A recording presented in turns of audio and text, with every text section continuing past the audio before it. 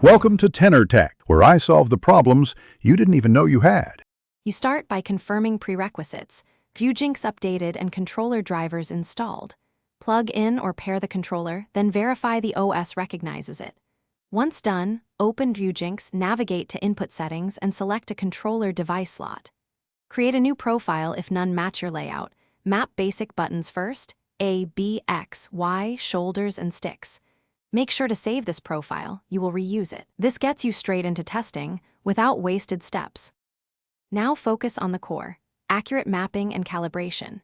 You calibrate analog sticks by setting dead zones small but not zero to prevent drift, and adjust sensitivity until input feels natural. If a game uses gyro or motion, map those axes to your controller's sensors or emulate them via a virtual device. Test each mapping in a game scene with movement and camera control. Also assign essential hotkeys, save state, pause, and a rapid disconnect, so you can recover quickly if input. Finish by validating your setup under real load.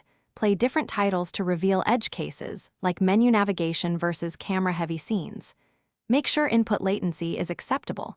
If you see lag, switch connection modes or update controller firmware and USB drivers.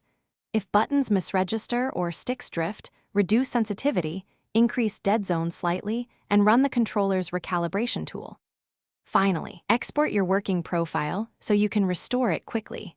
This prevents repeating setup and...